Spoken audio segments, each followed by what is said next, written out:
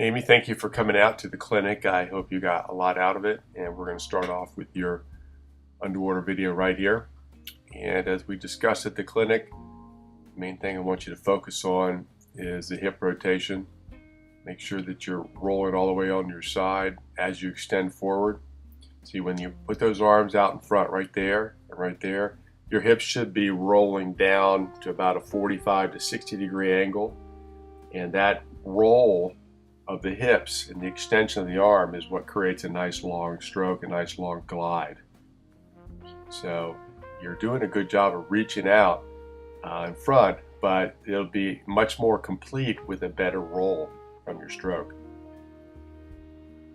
All right, so that's really one of the key things you can do to improve your swimming.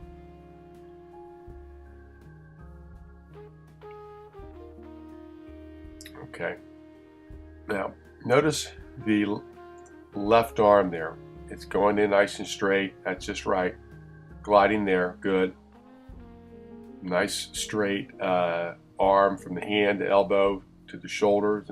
Pretty good alignment. Right arm is kind of going in and smearing down just a little bit. See there? It's not quite getting the extension that the left arm is getting. Now, the other thing I'm noticing here is when you're breathing, watch your breath here. When you breathe to the left, the right arm is pulling much too soon. And that's telling me that you're having a late breath. In other words, you're breathing late in the arm cycle. You should be turning your head for the breath as you're pulling. So if you're breathing to the right side, you turn as you pull with the right arm. All right, so we'll watch that here. You see how you're turning your head after the pull. So try to turn that head a little bit sooner. Now, part of that's going to have to do with the hip rotation too. So it's all sort of all works together. Now, the last thing I want to point out to you as you go down and back, you can roll back a little bit, is the pull.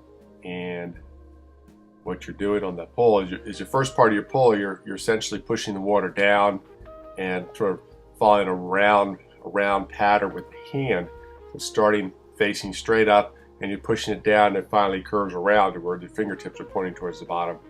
So the first part of your pull is really just sort of pushing the water down. You're not really getting any power till you're halfway through, to when your full arm, your hand, forearm, and upper arm are perpendicular to the bottom, and that's when you have all your power right there. So what you don't try to do is, when you're reaching out in front, try to bring the fingertips down and push the elbow out over the hand, and then start pulling your hand back. Another way you can do that is to scull the hand out to the side, back underneath, get a nice bent elbow there, and then pull back. Now remember, it's a pull, so you want to pull from the front to the back. Don't push the hand down. Pull everything back. Hand and elbow lock together, elbow over the hand, pull them back together, front to back. Think of it that way. Here's your length above water. You have a good recovery. Your elbows are high. You look very comfortable in the water there. Your hands are going in a little bit too much in front of your face. You see where they're entering right there and there? That's called overreaching. You want those hands to go in directly straight out from the shoulders. See how the elbows are bent as they're going in the water? You want those hands to go in the water nice and straight. All right, other than that, the above water looks real nice. So I appreciate you coming out to the clinic and work on these things. I think you'll get a lot of improvement. Wish you the best of luck.